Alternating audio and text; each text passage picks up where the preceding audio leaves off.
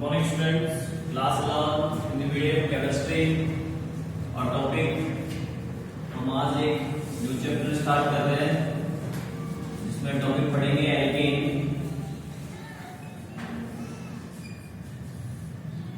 Chapter 13 है ये और चैप्टर का नाम है हाइड्रोकार्बन।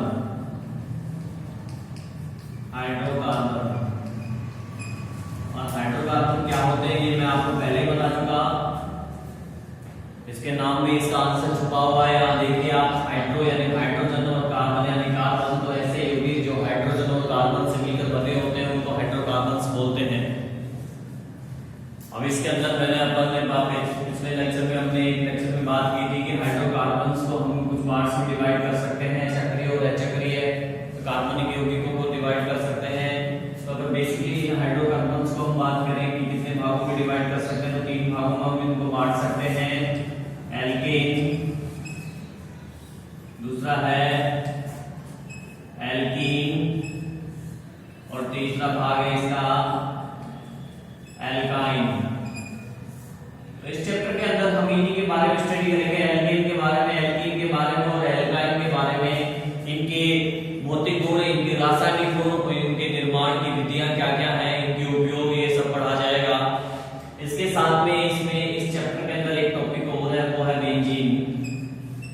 तो बेंजीन के जो भौतिक गुण वगैरह, निर्माण और उपयोग वगैरह, ये भी इसके अंदर बात करेंगे लास्ट में।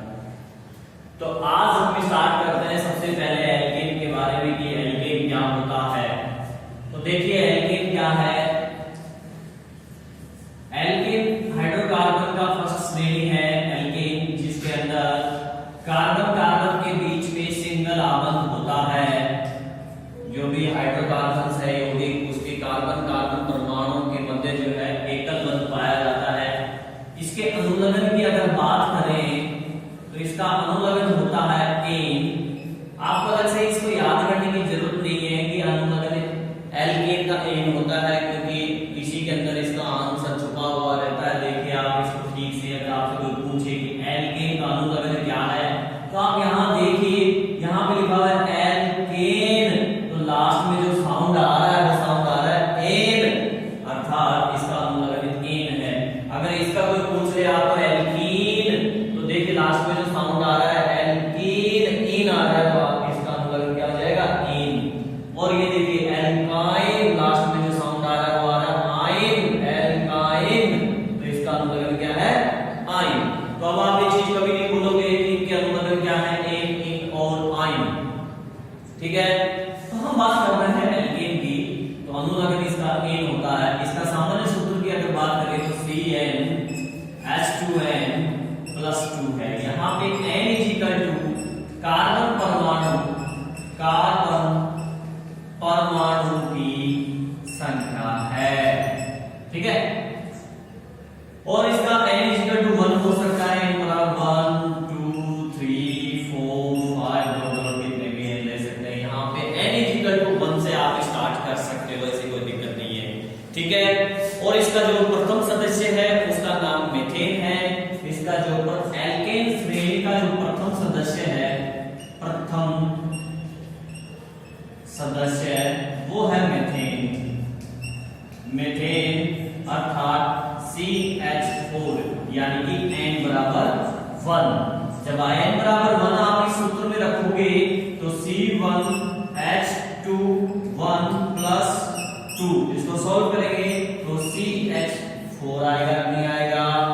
ठीक है, इसके अलावा इसके और गुणों की अगर हम बात करें तो इसके और गुणों की अगर हम बात करते हैं तो इसमें कुछ और गुण भी पाए जाते हैं। एल्केन के अंदर जो है sp3 संकरण होता है।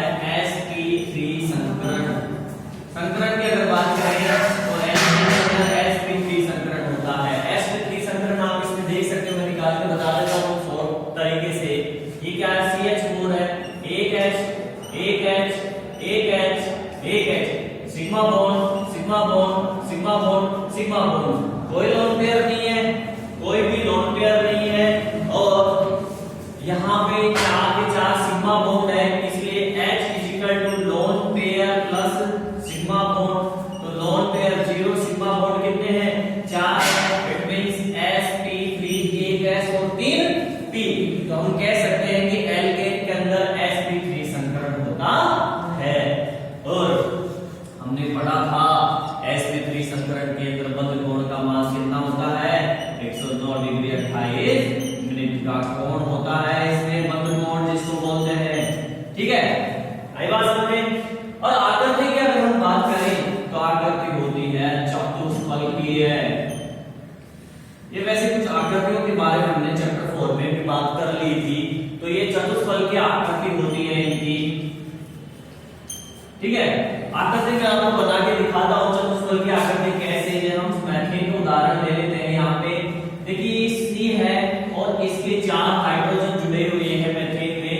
तो 4 हाइड्रोजन 4 दिशाओं के अंदर कुछ इस प्रकार से होता है इनका अरेंजमेंट, H H H और H। जब इनको मिलाते हैं हम तो आप देखिए एक चतुष्फलकीय आकृति आती है। ठीक है, तो ये बंध कोण कितने डिग्री है, 109 मिनट का होता है। 109 डिग्री 28 मिनट का बंध कोण चतुष्फलकीय आकृति sp3 संकरण। आगे बात समझ में। और कार्बन कार्बन के बीच में जो आबद्ध लंबाई है अगर उसकी बात की जाए, ये जो एल्केन है, जैसे फॉर एग्जांपल मैं एक एग्जांपल ले रहा हूं यहाँ पे एथेन का, तो CH3 बॉन्ड CH3 एथेन ये भी होता है और ये तो होता है C2H6। ठीक है ना। तो एथेन के अंदर देखिए ये जो कार्बन कार्बन जो ये एल्केन श्रेणी है, एल्केन श्रेणी में कार्बन कार्बन के बीच में जो आबंध बना हुआ है, इस आबंध की लंबाई होती है 154 पिकोमीटर। ठीक है, और कार्बन और हाइड्रोजन के बीच में जो ये बॉन्ड बने हुए हैं, इस बॉन्ड की लंबाई होती है 112 पिकोमीटर। तो ये जनरल नॉलेज था आपका एल्केन का, किसका, एल्केन का सामान्य ज्ञान। आगे बढ़ते हैं। एल्केन का IUPAC नेम। नेक्स्ट हम बात करेंगे एल्केन, एल्केनों का नामकरण। ठीक है, एल्केनों का नामकरण। तो मैं यहाँ पे थोड़ा आपको IUPAC और साधारण नाम दोनों ही बता दूंगा। तो आपको इतना पता होना चाहिए कि जो एल्केन है, एल्केन का अनुलग्न एन होता है। थोड़ी देर पहले मैंने आपको बताया कि एल्केन का अनुलग्न एन है, तो उसी आधार पर हम इसके नामकरण की बात करेंगे। वैसे हमें कोई दिक्कत नहीं होनी चाहिए क्योंकि हम IUPAC पढ़ चुके हैं। कॉमन नेम सिस्टम बताया था मैंने आपको, वहां पे आइसो नियो वगैरह नॉर्मल कंडीशन वितक उत्तक क्या चीजें हैं, तो यहाँ पे कोई दिक्कत नहीं आएगी। लेकिन फिर भी हम एक एक एग्जांपल्स देख लेते हैं। देखिए जैसे मान लीजिए सदस्य है एल्केन का CH3 CH3, तो यहाँ पे सीधा सा हमें पता चलता है वर्ड रूट यानी कार्बन की संख्या 2 है और 2 कार्बन की संख्या होती है उसको बोला जाता है 8। ठीक है, 2 कार्बन की संख्या को 8 बोलते हैं। और एल्केन है तो एल्केन के अंदर अनुलग्न मैंने बताया आपको एन, अर्थात इसका नाम हो जाएगा एथेन। ठीक है, कोई दिक्कत नहीं। इसी प्रकार से मान लीजिए ये एग्जांपल है CH3 CH2 CH3, तो यहाँ पे आप देख सकते हो कार्बन की संख्या 3 है अर्थात प्रो, और सिंगल बॉन्ड है इन, तो लगेगा क्या, प्रो प्लस इन, तो क्या हो जाएगा ये प्रोपेन। तो इसका क्या नाम हो गया, प्रोपेन। IUPAC नेम भी यही है इसमें और साधारण नाम भी यही होगा इसका। ठीक है, इसके अलावा मान लीजिए ये है जैसे CH3 CH2 CH2 CH3, तो देखिए इसमें IUPAC नेम आप कर सकते हो 1 2 3 4। 4 को क्या बोलते हैं, ब्यूट बोलते हैं। एन लगेगा क्या हो जाएगा, ब्यूटेन, ब्यूटेन। तो ये इसका IUPAC नेम हो गया IUPAC नेम, और इसका कॉमन नेम सीधी लंबी चेन है, तो सीधी लंबी चेन में कॉमन नेम के अंदर क्या लगाते हैं, नॉर्मल लगाते हैं, तो एन लगा देंगे एन ब्यूटेन, तो इसका नाम हो जाएगा एन ब्यूटेन इसमें कॉमन नेम के अंदर। आगे बात समझ में, आगे बढ़ते हैं कुछ और एग्जांपल्स देखते हैं। देखिए यहाँ पे मैं एग्जांपल ले रहा हूँ CH3CH3CH2CH3। तो यहाँ मुझे नजर आ रहा है एक कार्बन दो मैथिल ग्रुप से घिरा हुआ, एक कार्बन दो मैथिल ग्रुप से घिरा हुआ है, तो आप देख सकते हैं यहाँ पे आइसो बोलते हैं इसको, तो कॉमन नेम के अंदर इसको हम बोलेंगे आइसो। 1 2 3 4 5 कार्बन है तो पेंटेन, आइसो पेंटेन हो जाएगा, ये कॉमन नेम है इसका। एंड IUPAC के अंदर चेन बना लो आप लंबी, और उसमें नंबरिंग करेंगे 1 2 3 4 अर्थात 2 मैथिल 1 2 3 4 ब्यूटेन। ये नाम हो गया IUPAC में। आगे बात समझ में कोई दिक्कत नहीं है। इसी प्रकार से ये एग्जांपल ले लेंगे एक और CH3 CH2 CH3। तो हम जानते हैं साधारण नाम पद्धति के अंदर जब कोई एक कार्बन 4 अन्य कार्बन परमाणुओं से घिरा हुआ रहता है तो उसको नियो समूह बोलते हैं। तो कॉमन नेम इसका हो जाएगा neo. 1 2 3 4 5 6 hexane, neo hexane is the common name. And IUPAC name में चेन बना दो आप इसमें, यहाँ पे 1 2 3 4 दो नंबर पे 2 मैथिल है, तो 2 मैथिल है तो इसका मतलब हो गया 2 डाइमेथिल एंड 1 2 3 4 ब्यूटेन। तो ये एल्केनों का नामकरण हो गया, साधारण नाम और IUPAC दोनों। क्लियर? तो इस प्रकार से इनका नामकरण करते हैं। नेक्स्ट देखिए हमारा टॉपिक है एल्केन में, एल्केन चल रहा है टॉपिक। एल्केन में समायवता। तो समायवता क्या होती है इसके बारे में डिटेल से हमने चैप्टर 12 का जो लास्ट लेक्चर था उसमें बात करी थी, तो आप वहां से वीडियो देख सकते हैं। पर फिर भी शॉर्ट में मैं आपको बता देता हूँ समायवता क्या होती है। देखिए जब भी कोई यौगिक जिसके अणु सूत्र समान हो लेकिन उनकी संरचनाएं अलग अलग होती हैं तो उनके भौतिक और रासायनिक गुणों में परिवर्तन हो जाता है। या यूं कह सकते हैं कि ऐसे यौगिक जिनके अणु सूत्र तो समान है लेकिन भौतिक और रासायनिक गुण अलग अलग है तो उन्हें समावयवी तथा इस गुण को समावयवता कहा जाता है। अब समावयवता दो प्रकार की मैंने आपको बताया थी, संरचनात्मक समावयवता और त्रिविम समावयवता, जिसमें मैंने आपको संरचनात्मक समावयवता के कई प्रकार बताए थे, त्रिविम समावयवता के प्रकार बताए थे, ज्यामितीय और प्रकाशिक। जबकि संरचनात्मक समावयवता में मैंने आपको बताया था स्थिति समावयवता, श्रृंखला समावयवता, मध्यावयवता, क्रियात्मक समूह समावयवता आदि। तो जो एल्केन में समावयवता है जिसकी अगर हम बात करें तो यहाँ पे एल्केन के अंदर संरचनात्मक समावयवता पाई जाती है। कौन सी समावयवता? संरचनात्मक।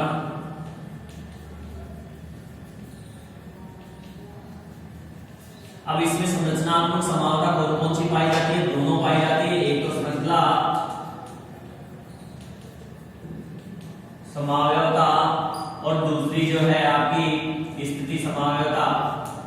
स्थिति समावयवता हम तो इन दोनों की बात करेंगे, श्रृंखला समावयवता और स्थिति समावयवता दोनों की। तो सबसे पहले तो हम बात करते हैं श्रृंखला समावयवता क्या होती है एल्केन के अंदर। जैसा कि नाम से क्लियर है, श्रृंखला समावयवता अर्थात कि श्रृंखला के अंदर परिवर्तन आ जाए, श्रृंखला के अंदर परिवर्तन आ जाए तो उसे श्रृंखला समावयवता कहा जाता है।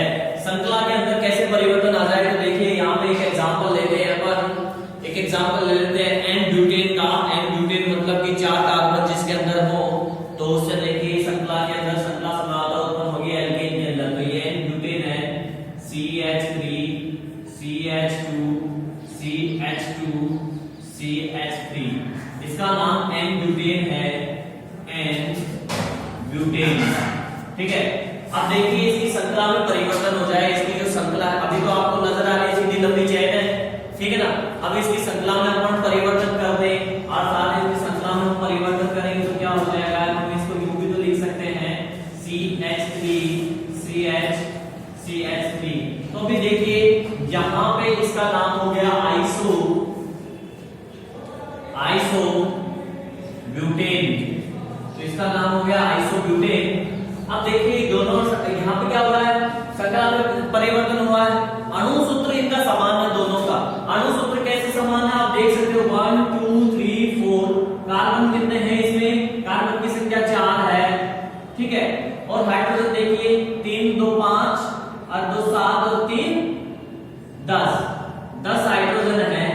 तो अब आप इसका ये अणु सूत्र हो गया। अब इसका अणु सूत्र देखिए 1 2 3 4 कार्बन है, 3 3 6 3 दिया 9 और 1 10 हाइड्रोजन है। तो इसका भी अणु सूत्र यही है और इसका भी अणु सूत्र यही है। तो अणु सूत्र तो समान है, लेकिन श्रृंखला में परिवर्तन होने के कारण ये है ब्यूटेन और ये आइसोब्यूटेन है, और इनके रासायनिक और भौतिक गुण क्या हो जाएंगे, अलग हो जाएंगे, ठीक है। एक और एग्जांपल ले लेते हैं, जैसे CH3 CH2 CH2 CH2 CH3। यहां पे ये N पेंटेन है, इसका नाम है N पेंटेन। और अणु सूत्र में जो बात कर रहा हूं, इसका अणु सूत्र में ये बात कर रहा हूं C5H12, इसकी बात कर रहे हैं अपन अणु सूत्र के अंदर C5H12। अब देखिए इसके कितने समावेश बन सकते हैं, श्रृंखला समावेश कितने बन सकते हैं, एक मैंने बना दिया है, और एक और दूसरा रूप देखिए इसका CH3 CH2 CH3 CH3। तो यहां पे आप देख सकते हैं आइसो कंडीशन आ गई, number of hydrogen number of carbon उतने ही हैं, 5 कार्बन और 12 हाइड्रोजन आप काउंट कर सकते हो, लेकिन इसका नाम क्या है, इसका नाम है आइसोपेंटेन। तो ये इसका समावेश हो गया। इसी प्रकार से हम इसको इस प्रकार भी लिख सकते हैं CH3C CH3 CH3 and CH3। तो यहाँ पे नंबर ऑफ कार्बन देखिए 5 आएंगे, नंबर ऑफ हाइड्रोजन भी 3 3 जो 12 है। तो अणु सूत्र तो सेम है तीनों का, लेकिन संरचना बदल गई श्रृंखला में परिवर्तन होने के कारण, इसलिए इसे श्रृंखला समानता कहा जाता है। अब इसका क्या नाम हो गया, नियो पेंटेन। आगे बात समझ में। तो इस प्रकार से जो है 3 इसके समावेश बन गए। बोर्ड पे ध्यान दे, उतार लें।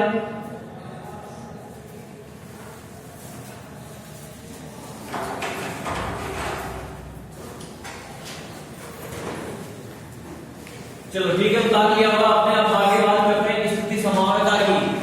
स्थिति समावता देखो क्या है, स्थिति समावता है स्थिति में परिवर्तन होना, अर्थात जो एल्केन है उनके जुड़े हुए प्रतिस्थापी उनकी स्थिति में परिवर्तन हो जाए। स्थिति किसकी परिवर्तन हो जाए, पिछले पाठ में मैंने बताया था जब अपन ने समावता का टॉपिक पढ़ा था कि जो प्रतिस्थापी होते हैं या जो क्रियात्मक समूह है उनकी स्थिति में परिवर्तन हो जाए, ठीक है। कि पहले वो यहाँ जुड़ा हुआ है इस कार्बन नंबर 2 पे, तो अब कार्बन नंबर 3 पे आ गया, तो स्थिति बदल जाती है। तो स्थिति बदल जाती है तो उसे बोलते हैं स्थिति समावता। तो अब एल्केन के अंदर स्थिति समावता कैसे होती है, देखिए एल्केन के अंदर जो स्थिति समावता के अंदर मैं एक एग्जांपल ले रहा हूँ, CH3 CH3 CH2 CH2 CH3।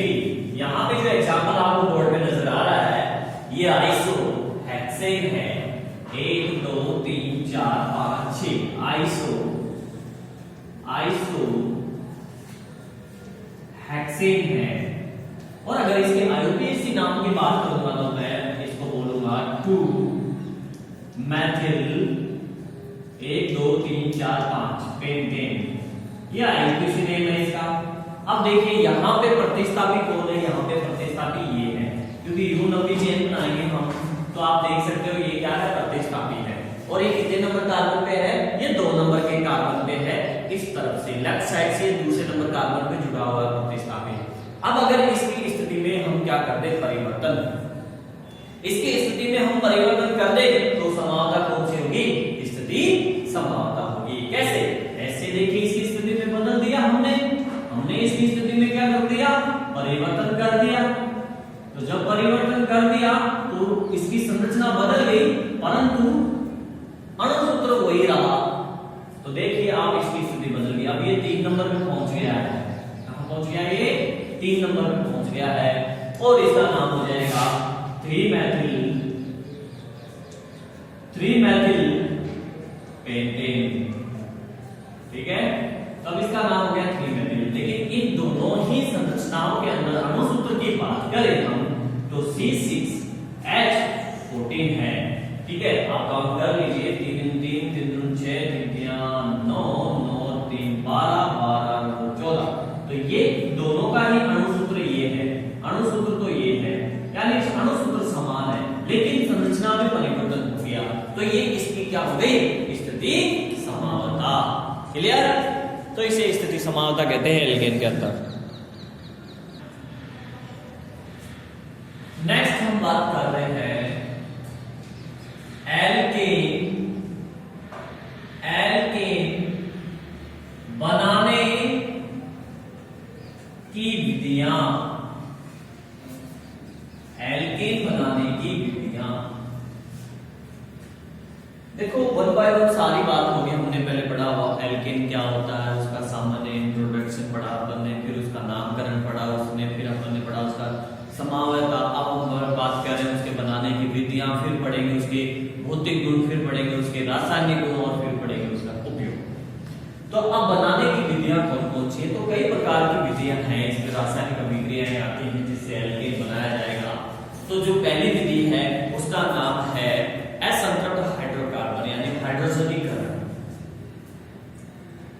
पहली विधि मैं आपको बता रहा हूं, असंतृप्त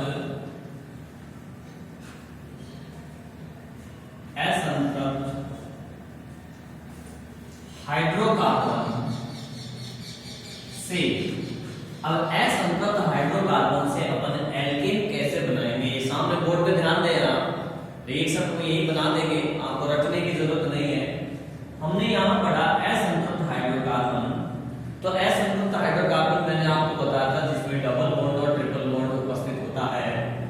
तो मैंने यहां पे ले लिया ethene, CH2 double bond, CH2 double bond, double bond CH2 ये नाम है एथीन का, एथीन। अब इसका हम क्या करते हैं? हाइड्रोजनीकरण करवाते हैं। हाइड्रोजनीकरण मींस कि हाइड्रोजन के साथ में अभिक्रिया। तो हम इसका हाइड्रोजनीकरण करवाया H2, हम जानते हैं हाइड्रोजनीकरण H2। लेकिन ये काम जो होता है वो उत्प्रेरक की उपस्थिति में होता है। उस उत्प्रेरक का नाम है निकल धातु। तो निकल धातु की उपस्थिति में इसको 200 से 300 डिग्री सेल्सियस तापमान पे गर्म करते हैं, अर्थात डिग्री सेल्सियस तापमान पे एथीन के अंदर हाइड्रोजन गैस प्रवाहित करते हैं। इस टेम्परेचर पे निकल की उपस्थिति में एथीन के अंदर हाइड्रोजन गैस प्रवाहित करते हैं, जिससे कि ये एक बॉन्ड ब्रेक हो जाता है और वहां पे हाइड्रोजन आ जाता है। जब एक बॉन्ड ब्रेक होगा तो CH ये बॉन्ड ब्रेक हो गया। यहाँ पे ऑलरेडी 2 H है, देखिए H2 और H2। तो एक H यहाँ आ जाएगा, एक H यहाँ आ जाएगा, तो क्या हो जाएगा? CH3 and CH3, single bond हो गया। और सिंगल बॉन्ड होते ही क्या बन गया आपका?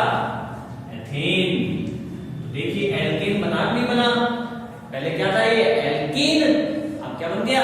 एल्केन, अर्थात एथीन से एथेन। ठीक है, तो इस क्रिया को बोलते हैं हाइड्रोजनीकरण।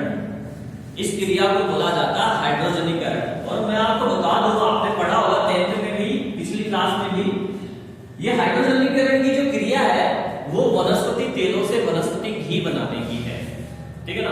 जो वनस्पति तेल होते हैं उनसे वनस्पति घी इसी प्रक्रिया द्वारा बनाया जाता है। आगे बात समझ में? चलो, तो सेकंड विधि की बात करते हैं, एल्किल हैलाइडों का अपचयन। दूसरी विधि है 2 नंबर, एल्किल हैलाइडों का अपचयन। तो इससे देखिए हम किस प्रकार से जो है एल्केन बनाएंगे। काफी हद तक तो हमें चीजों का पता चल जाता है जब हम क्वेश्चन को देखते हैं या टॉपिक हेडिंग को देखते हैं, तो उससे काफी हद तक रिएक्शन का आइडिया हो जाता है कि हमें किसको लेना है, किसके साथ क्रिया करवानी और कुछ थोड़ा बहुत आप देखोगे याद करोगे उससे पता चल जाता है। तो यहाँ पे हेडिंग लिखी हुई है एल्किल हैलाइडों का अपचयन, यानी यहाँ पे दो चीजें पता चल रही है मुझे इस चीज को देखकर। एक तो मुझे अभिकारक क्या लेना है, एल्किल हैलाइड लेना है, और फिर उसका अपचयन करवाना है, और उत्पाद भी मुझे पता चल रहा है इससे। ये क्या लिखा हुआ है, एल्केन बनाने की विधि, तो इससे मुझे उत्पाद का पता चल रहा है कि इसमें एक उत्पाद बनेगा, एल्केन बनेगा। जब इतना कुछ पता चल गया तो फिर थोड़ी सी चीज तो बची कि अपचयन किसके साथ करवाना है, इतना ही तो पता करना है अपन को। तो देखिए कैसे, एल्किल हैलाइड, तो मैंने एल्किल हैलाइड लिया CH3 CH2, ये आप जानते हो एल्किल है, पिछले पार्ट में अपन आईयूपीएसी पढ़ी थी, वहां पे बताया गया एल्किल है, 1-2 कार्बन है, एथिल नाम हो जाएगा इसका, वैकेंट बॉन्ड हाइड्रोजन की कमी है। और यहाँ पे मैंने हैलाइड यानी कोई भी हैलोजन जोड़ दिया, तो मैंने यहाँ पे हैलोजन Cl जोड़ दिया, ठीक है ना। तो ये एल्किल हैलाइड हो गया, इसका नाम है ethyl halide. Ethyl chloride Cl जोड़ा है आपने, तो इसका नाम है एथिल क्लोराइड। अब इसका अपचयन करवाते हैं, तो इसका अपचयन जो होता है वो होता है HCl प्लस Zn के साथ में, इसको अपचयन करवाया जाता है। जब इसका अपचयन HCl और Zn के साथ में करवाते हैं तो आप यहां गौर से देखिए, निकल एल्केन बनाना है हमें, एल्केन बनाना है, 2 कार्बन है, अर्थात जो एल्केन बनेगा वो 2 कार्बन वाला बनेगा, मतलब ये बनेगा CH3CH3 एथेन। तो जब यहां पे मैंने इसमें से, इस पूरे में से एथेन निकाल दिया, तो बचा हुआ क्या बचा, क्या बचा ये Cl Zn, तो दोनों मिलकर क्या बना लेंगे, ZnCl2, ठीक है। तो हमें तो ये चाहिए था एथेन एल्केन, जो मिल गया। आगे बात समझ में, चलो नेक्स्ट बात करते हैं हम वुटर्स अभिक्रिया। वुटर्स अभिक्रिया के अंदर एल्किल हैलाइड लेते हैं, जनरली एल्किल ब्रोमाइड आप ले सकते हो, और शुष्क ईथर की उपस्थिति में करवाई जाती है ये क्रिया। इंपॉर्टेंट रिएक्शन है, आप ध्यान दें, वुटर्स अभिक्रिया, एल्केन बनाने की अभिक्रिया, इसके अंदर देखिए क्या करवाया जाता है, इसमें करवाया कुछ नहीं जाता, इसमें एल्किल हैलाइड जैसे ये लिया है वैसे ही एल्किल हैलाइड ले लेंगे। अब की बात में ब्रोमाइड ले लेता हूं, Br, 2 मॉलिक्यूल्स लूंगा मैं, इसके 2 अणु लूंगा, तो एक और लिखता हूं CH3CH2Br।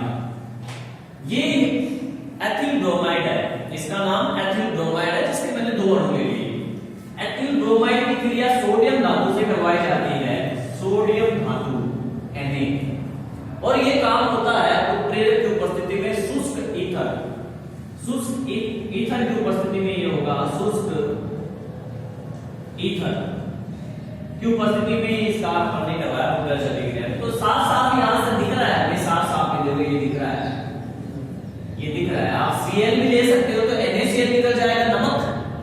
अभी क्या निकल रहा है, NaBr, तो क्या निकल गया ये NaBr।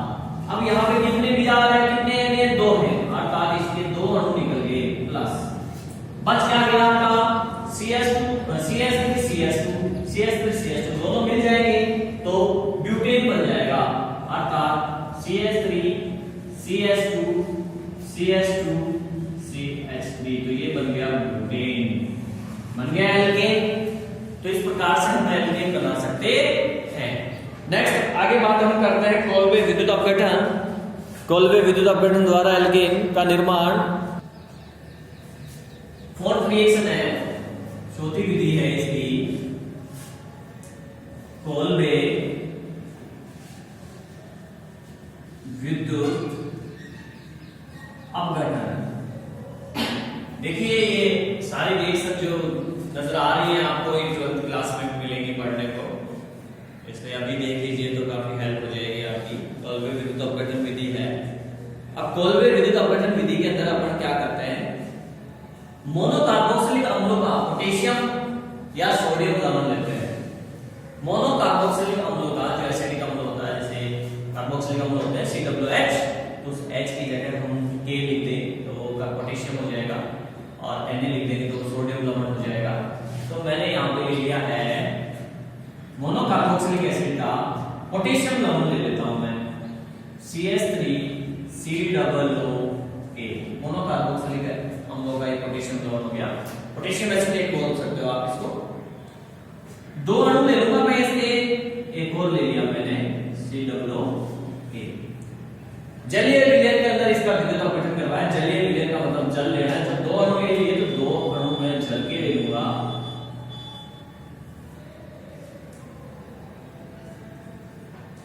ठीक है, विद्युत अपघटन करवा दिया इसका।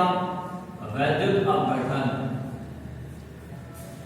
कैथोड और एनोड लगा के हमने इसमें विद्युत धारा प्रवाहित की विलयन में, तो हमें यहां से CO2 निकलती हुई दिखाई देगी। दिखाई क्या देगी मतलब प्राप्त होगी, गैस है तो दिखाई देगी। और यहां से आपको दिखेगा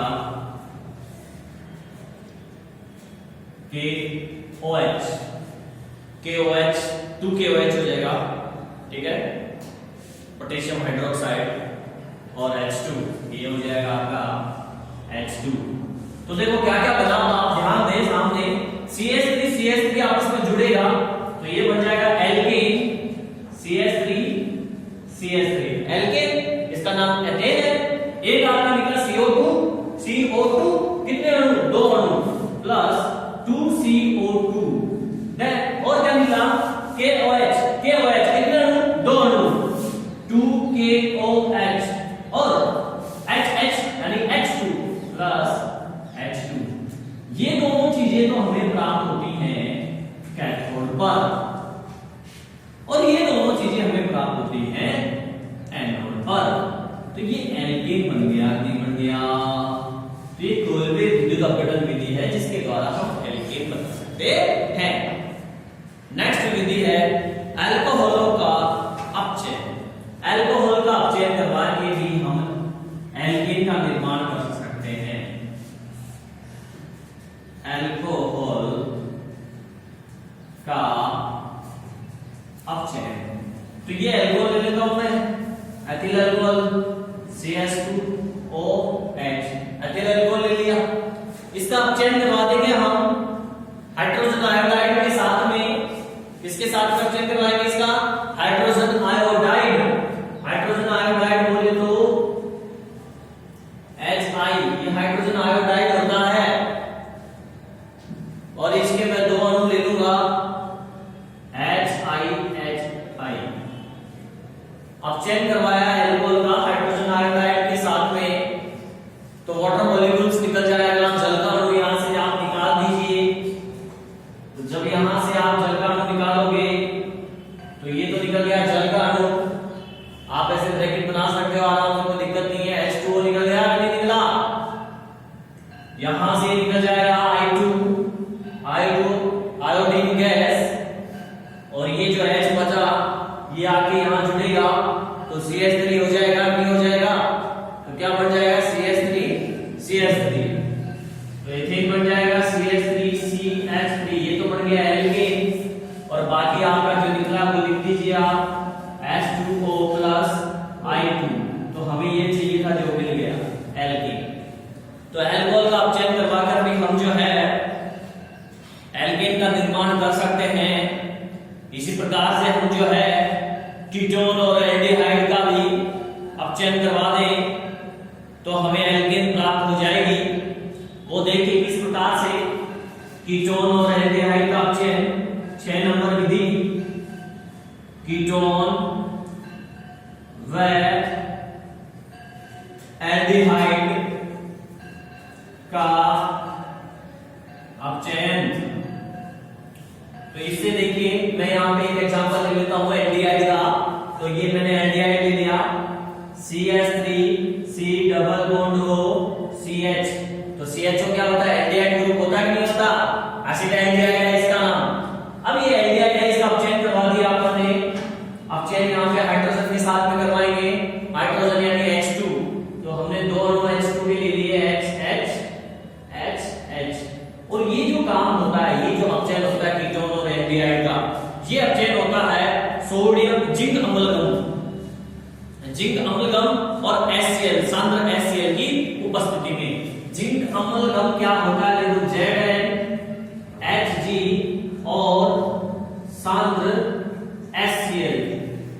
जिंक अम्लगम का मतलब है दो धातुओं का मिश्रण जिसमें एक धातु पारा मरकरी होना आवश्यक है। अब मरकरी के साथ में जब कोई दूसरी धातु मिलाई जाती है तो उसे अम्लगम बोलते हैं। तो यहाँ पे जिंक मिलाया तो जिंक अम्लगम हो गया, सोडियम मिलाया तो सोडियम अम्लगम हो जाएगा, पोटेशियम मिलाया तो पोटेशियम अम्लगम हो जाएगा। लेकिन एक धातु कौन सी होनी चाहिए, मरकरी होनी चाहिए। और सांद्र HCl हाइड्रोजन क्लोराइड की उपस्थिति में इसका अपचयन करवा देंगे कीटोन का। तो यहां से देखिए आप जल का अणु निकाल दीजिए।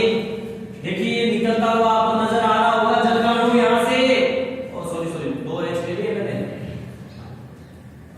यहां से निकल रहा हुआ, आई नहीं बात समझ में, H2O निकल गया, बचा क्या 3H बचे ना 1 2 3, ये तीनों आगे इस कार्बन के जुड़ेंगे तो क्या आ जाएगा CH3।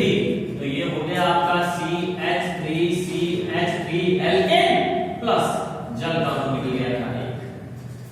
तो ये विधियां थी आपकी एल्केन बनाने की, ठीक है। तो ये विधियां आप देख लेना, आसान और सिंपल रिएक्शन है एल्केन बनाने की विधियां। अब अगर हम बात करें इसके भौतिक गुणों की तो 2-4 लाइनें आप सुन लीजिए, मैं बोल रहा हूं भौतिक गुणों के बारे में। फर्स्ट 5 से 13 तक के जो सदस्य हैं, पहले हम बात कर रहे हैं प्रथम 4 सदस्यों की। प्रथम 4 सदस्य का मतलब है जिसमें कार्बन C1 से लेकर C4 तक के सदस्य आपके मीथेन, एथेन, प्रोपेन और ब्यूटेन, ये प्रथम 4 सदस्य। ये क्या होते हैं, गैस होती है। ये सभी गैसीय अवस्था में होते हैं। ये किस अवस्था में होते हैं, गैस अवस्था में। और इससे आगे के यानी कि C5 से C13 तक के द्रव अवस्था में होते हैं। किस अवस्था में होते हैं, द्रवीय अवस्था में। और इसके ऊपर के जो सदस्य होते हैं वो क्या होते हैं, ठोस अवस्था में। ये मैं भौतिक गुण बता रहा हूं आपको एल्केन के, आई बात समझ में। और हम बात करें इसके अलावा और क्या होते हैं, तो एल्केन जो होते हैं वो अध्रुवीय प्रकृति के होते हैं। कौन सी प्रकृति के होते हैं, अध्रुवीय, ठीक है ना, अध्रुवीय प्रकृति के होते हैं एल्केन। अर्थात इनका विलयन अगर बनाए हम, ये किसमें विलय हो जाएंगे, अध्रुवीय विलायकों में ये विलय हो जाते हैं। इनमें दुर्बल वाटर वॉल बल पाया जाता है, इनका क्वथनांक कम होता है और कार्बन परमाणुओं की संख्या बढ़ाने पर क्वथनांक में भी वृद्धि होती है। देखो इनमें क्या होता है, दुर्बल वांडरवॉल बल होता है। और इस वजह से इनका जो क्वथनांक है बीपी बॉइलिंग पॉइंट वो होता है कम। क्या होता है, कम होता है बॉइलिंग पॉइंट। लेकिन अगर हम बात करें बॉइलिंग पॉइंट में, जैसे जैसे कार्बन की संख्या में बढ़ाऊंगा, यानी कि जैसे ethane, propane, butane, pentane, hexane, heptane, octane, नोनेन, decane, जैसे जैसे कार्बन की संख्या बढ़ती जाएगी वैसे वैसे क्वथनांक भी बढ़ता जाएगा। अर्थात बीपी जो है बॉइलिंग पॉइंट क्वथनांक समानुपाती होता है किसके, कार्बन की संख्या के। कार्बन की संख्या बढ़ेगी तो बीपी भी बढ़ेगा। बीपी ब्लड प्रेशर नहीं है, बीपी मतलब बॉइलिंग पॉइंट यानी क्वथनांक बढ़ेगा। और शाखाएं बढ़ाए, अगर मान लीजिए एल्केन के अंदर शाखाएं बढ़ाए, जैसे अभी अपन ने समावता में देखा था, पेंटेन था, पेंटेन किसमें कन्वर्ट हुआ गया था, आइसो के अंदर, आइसो किसमें कन्वर्ट हुआ, फिर नियो के अंदर। तो नियो में तो 4-5 शाखाएं आ गई चारों तरफ। तो जैसे जैसे एल्केन के अंदर शाखाओं की संख्या बढ़ती है, साइड जो चेन है, साइड चेन यानी शाखाओं की संख्या बढ़ती है, वैसे वैसे क्वथनांक क्या हो जाता है, कम हो जाता है, क्योंकि दुर्बल वाटर बल और ज्यादा कमजोर हो जाता है। तो हम बोल सकते हैं कि बीपी जो है व्युत्क्रमानुपाती होता है शाखाओं के, पास जो शाखाएं हैं, शाखाओं के, कार्बन की जो साइडों में 5 शाखाएं हैं उनके व्युत्क्रमानुपाती होता है। अर्थात